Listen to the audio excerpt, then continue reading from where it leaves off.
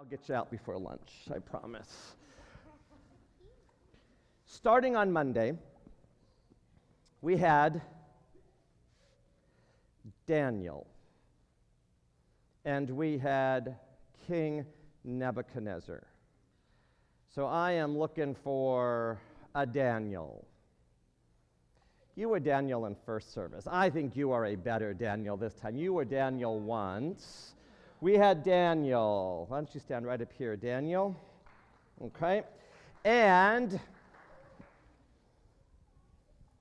is there no King Nebuchadnezzar? Oh, nice. Daniel, come on down so Daniel can be King Nebuchadnezzar. Come on down, Daniel. Good to see you, awesome as ever. So, King, come right over here.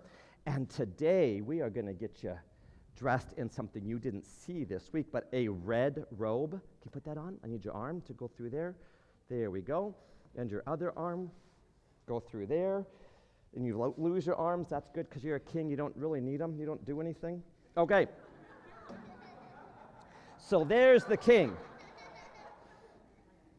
Nebuchadnezzar was a strong and mean king. Strong and mean.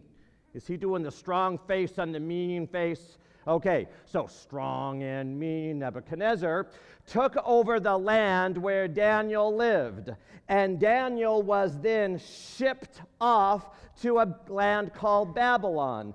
Daniel ate special food when he was home in Israel, in Jerusalem.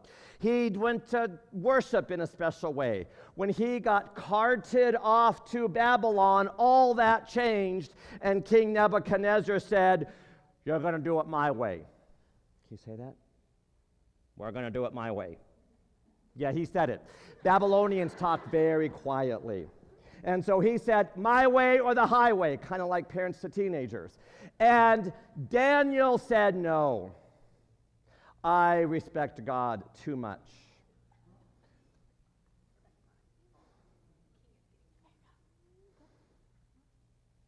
You should have stolen a smaller crown, considering you stole all the stuff from, Israel. But that's okay. Okay. Daniel was thrown into change. We learned the first day that when life brings change, God is still good. Daniel's family changed, his friends changed, his location changed, his food changed, his school changed, the language he had to speak changed. All that changed pretty quickly. Daniel could have said, "It's not fair," but rather Daniel remembered the words of God in spite of Nebuchadnezzar and said, "I will be still and know that God will have a way." And so Nebuchadnezzar learns, after some challenges, to trust Daniel's God. And here's the song that we learned that first day based on the Bible verses, which I really don't need this because I know them, but then I get all panicky. Okay, that's silly. I know this song. Okay, kids, remember how bad my voice got by Friday? It still isn't a whole lot better. So I need you to sing. We're just going to sing Mondays, "Be Still," and then we're going to have the congregation do it. So if you sing it once, then everybody else will repeat after you, okay? Be still and know that I am God. So the Bible verse for Daniel, taken out of Psalm, which Daniel would have had access to the Psalms, is "Be still and know that I am God." So in the midst of change, we learned that sometimes we just have to Stop panicking. Stop trying to think of plans B, C, D, E, F. Stop. Be still and know that God is still there and God is still in charge. So let's try to sing that together. Be still and know that I am God. Okay, and then Daniel was about 17 when this all happened. Nebuchadnezzar was older. Nebuchadnezzar eventually no longer alive. There are sensitive ears here. So he gets replaced. So Daniel, thank you for being Nebuchadnezzar. You can go back and sit down. Daniel stays in Babylon, and we talked about how to count by tens.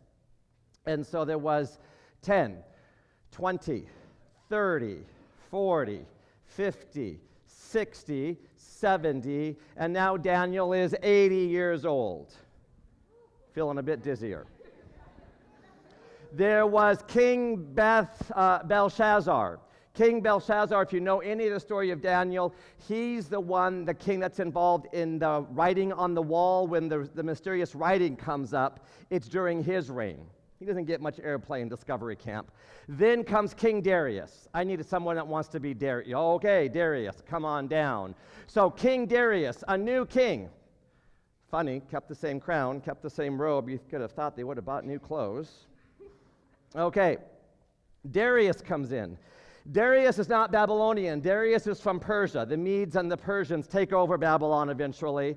Darius sets up this law, one that says no edict of the king can be undone. That's law 1, dumb start. And then law 2, everyone must bow down and pray to me as king. Dumb and dumber. We know the movie, Darius. We're right there. And so Daniel, now at 80, says, well, first of all, I'm not bowing down to anybody younger than me. I'm too old.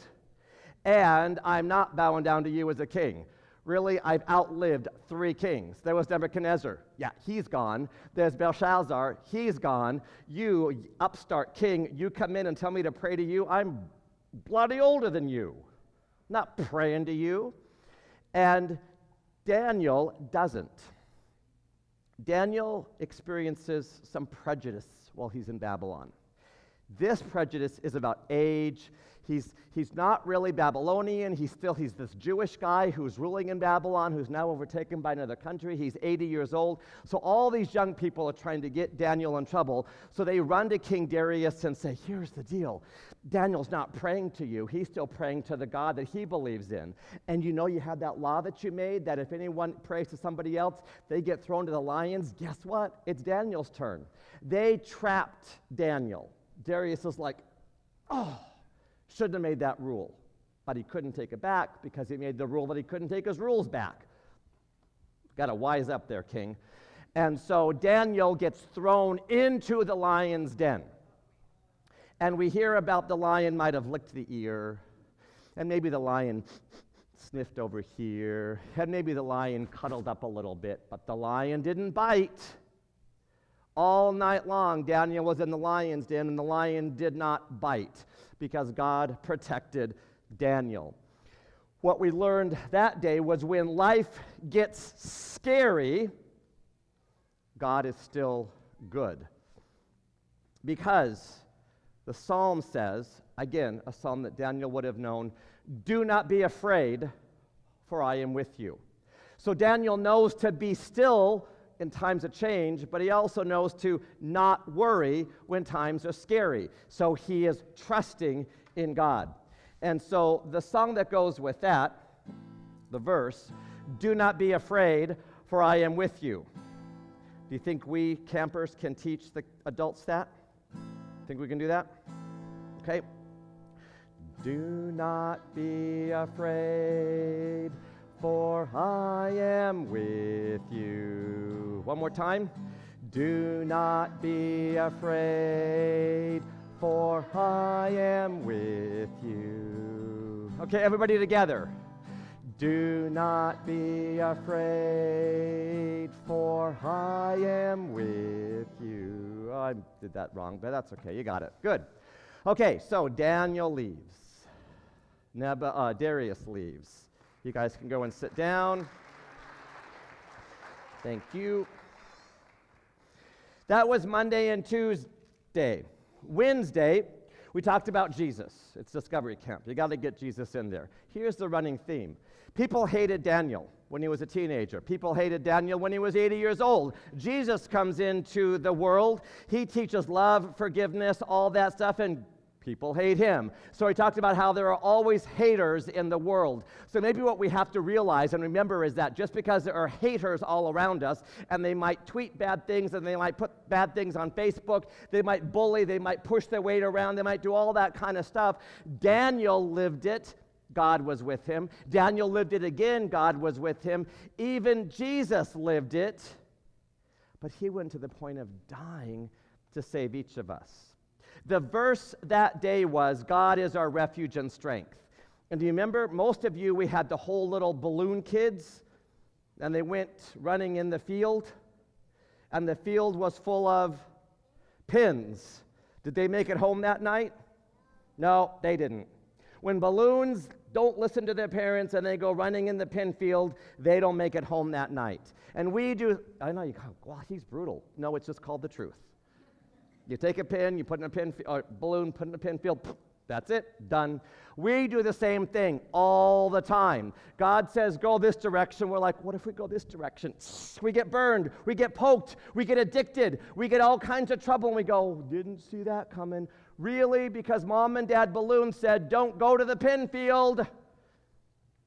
God lays out expectations and safety nets, and we go, but I'm different. No, you can still be addicted and hurt, injured, broken, all that stuff. But Jesus, holding on completely to the verse that says, God is our refuge and strength, it's like playing tag with beanbags. And here's the deal. Middle school kids and 3rd through 5th. I don't think I did it with did I do it with the K1 and 2? Did we play tag with beanbags? Okay, one says yes, but I don't know if I believe that. The rest of you say no, because the one was mine. And so I think you just heard the story. And so we had 30 beanbags over there, because that's where we did the middle school stuff. Put a beanbag in the middle of up here, and said we're going to play tag. And the safety, the place to be safe is to hold on to the beanbag. That's your refuge. Run to the beanbag. Well, eventually they caught on that the beanbag didn't stay put. That if they carried the beanbag with them, I couldn't touch them wherever they went, because as long as they were holding the beanbag, they were safe. It wasn't like some flagpole that once you leave the flagpole, now you're out in the middle of nowhere. The beanbag went with them.